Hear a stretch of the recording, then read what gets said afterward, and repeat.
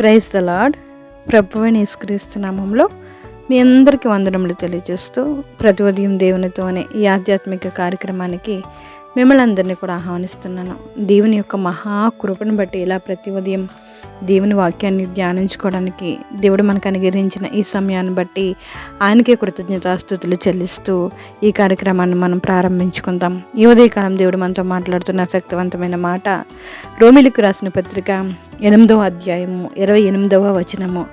దేవుని ప్రేమించే వారికి అనగా ఆయన సంకల్పం చొప్పున పిలువబడిన వారికి మేలు కలుగుటకై సమస్తమును సమకూడి జరుగుచున్నావని ఎరుగుదము. ఆమేన్. Praise the Lord. దేవుడు సెలవిస్తున్నారు, దేవుని ప్రేమించే వారికి అనగా ఆయన సంకల్పం చొప్పున పిలువబడిన వారికి మేలు కలగడానికి సమస్తాన్ని కూడా ఆయన సమకూరుస్తారు. నీకు మేలు చేయాలనే దేవుడు ఎదురు చూస్తారు. దానికి కొరకు అవసరమైన ప్రతి అవసరతను కూడా ఆయన నీకు సమకూరుస్తున్నారు. ఇదిగో నాకు ఈ సమస్య వచ్చింది, ఇదిగో నాకు ఇబ్బంది వచ్చింది అని నువ్వు బాధపడుతున్నావేమో, ఆ ఇబ్బంది గుండా ఆ సమస్య గుండా కూడా దేవుని నీకు మేలు చేయడానికే చూస్తున్నారు. ఆమేన్. ఒకానొక సందర్భంలో ఒక వ్యక్తి ఒక మిల్లులో ఉద్యోగం చేస్తూ ఉండేవాడు. రోజు చాలా బాగా ఉద్యోగం చేసేవాడు, శాలరీ బాగా తీసుకునేవాడు. అయితే ఏమైందంటే ఒకరోజు అతన్ని మేనేజర్ పిలిచి నెల జీతం ఇచ్చేసి రేపు నుంచి నువ్వు రావద్దు అని చెప్పాడు. సడన్గా ఈయనకేం చేయాలో అర్థం కాలేదు. అదేంటయ్యా సడన్గా మీరు చెప్తున్నారు, ముందు చెప్పంటే నేను వేరే ఉద్యోగం చూసుకునేవాడిని, ఇప్పటికిప్పుడు మీరు నన్ను రేపు నుంచి రావద్దంటే నా పరిస్థితి ఏంటని అతను చాలా బాధపడ్డాడు. అదంతా నాకు అనవసరం, నీతో నాకు పని లేదు, నేను నిన్ను తీసేస్తున్నాను, నువ్వు రేపు నుంచి రావద్దు, నీ అవసరంతో మాకు సంబంధం లేదు, నువ్వు రావద్దు అని చెప్పేశాడు. అతను చాలా బాధపడ్డాడు. ఇప్పటి నుంచి నా పరిస్థితి ఏంటి, నా కుటుంబ పరిస్థితి ఏంటి, నా ఆర్థికపరమైన బాధలు ఏంటి అని చాలా దిగులు చెందుతున్నాడు. చాలా దిగులు పొందుతూ ఇంటికి వెళ్ళాడు. భర్తను చూసి భార్య అడుగుతుంది, ఏమయ్యా అంత దిగులుగా ఉన్నారు అని భార్య ప్రశ్నిస్తే, నన్ను ఉద్యోగం నుండి తీసేశారు, ఇక రేపటి నుంచి రావద్దని చెప్పేశారు. ఎంత ప్రాధేయపడినా ఒప్పుకోలేదు, ఇంకా రావద్దని చెప్పేశారని ఆ భర్త చెప్పినప్పుడు భార్య అంటుంది, ఏమీ బాధపడొద్దు, ఉద్యోగం పోయినా మనకు దేవుడు ఉన్నాడు. మరలా వినండి, ఉద్యోగం పోయినా ఎవరు తోడుగా ఉన్నారంట? దేవుడు మనకు తోడుగా ఉన్నారు. ఆయన నమ్మదగిన వాడు, అన్యాయం చేసే దేవుడు కాదు. ఖచ్చితంగా మనకు వేరే మార్గం తెరుస్తారు.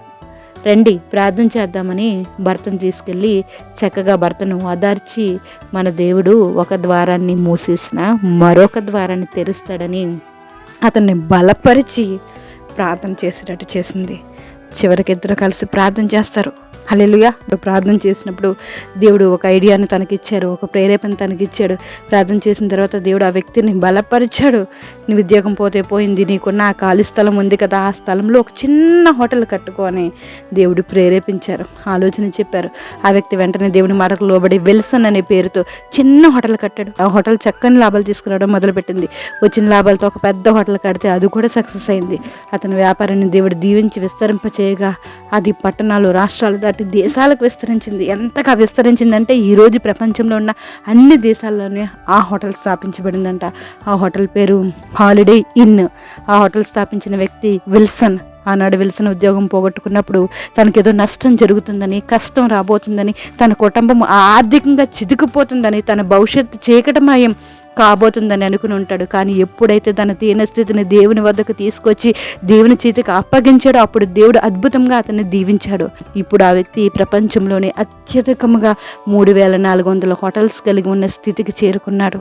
ఈ స్థితి ఎవరిచ్చింది?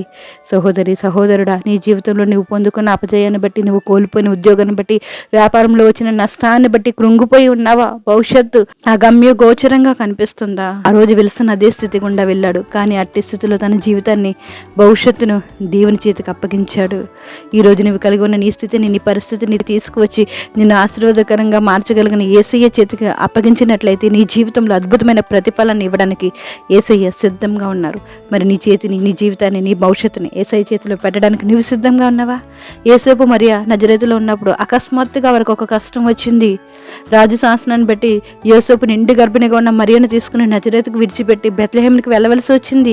ఇది ఎంతో ప్రయాసతో కూడినది. వారు నజరేతు విడిచిపెట్టి బెత్లెహేం వెళ్ళడము దేవుని చిత్తము. ఎందుకంటే దేవుని వాక్యం ప్రకారం లోకరక్షకుడైన యేసుక్రీస్తు బెత్లెహేంలో పుట్టవలసి ఉంది. అనగా దేవుని చిత్తం యోసేపు మరియ జీవితాల్లో జరగాలంటే వారు ఆ కష్టం గుండా వెళ్ళక తప్పదు.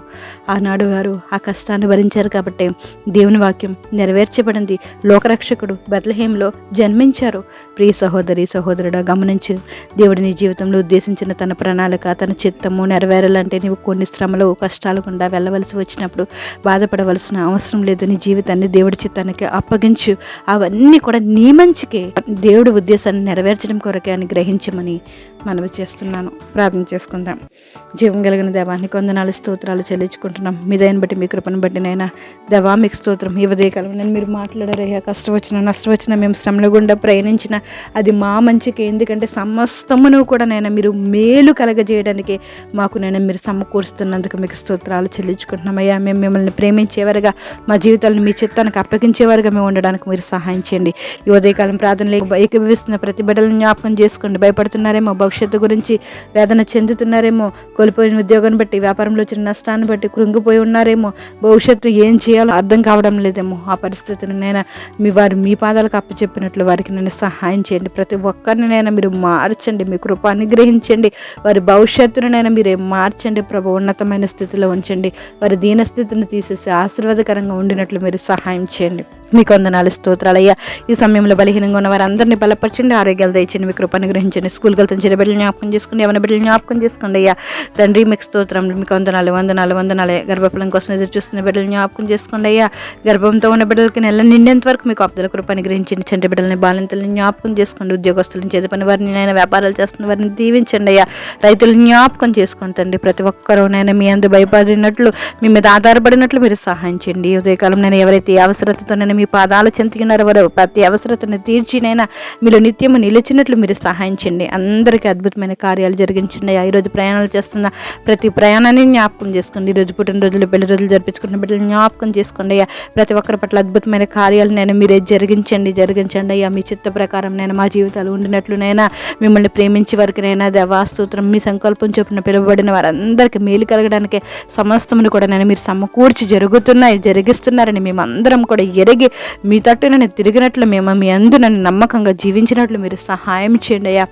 కలిసి వచ్చిన కష్టం గురించి నేను మీరు మాట్లాడి ఉన్నారు. మీరు ఒక ద్వారాన్ని నైనా మూసిన మరొక ద్వారాన్ని తెరుస్తారని వారిద్దరు ఏ విధంగా అయితే ప్రార్థన చేస్తారో అట్టి ప్రార్థన కృప మీరు మా అందరికీ కూడా అనుగ్రహిస్తారని, మేమందరం కూడా అట్టి రీతిగా నమ్మకంగానైనా మేము మీ యందు ఆధారపడినట్లు మీరు సహాయం చేస్తారని, ఈ ఉదయకాలం ప్రతి ఒక్కరి పట్ల అద్భుతమైన కార్యాలు మీరే జరిగిస్తారని, సమస్తగంతా మహిమ ప్రభావాలు మీరు పొందుకుంటారని ప్రభువుని యేసు నామములో అడిగి వేడుకుంటున్నాం మా పరమ తండ్రి. ఆమేన్. Praise the Lord. అందరికీ వందనములు.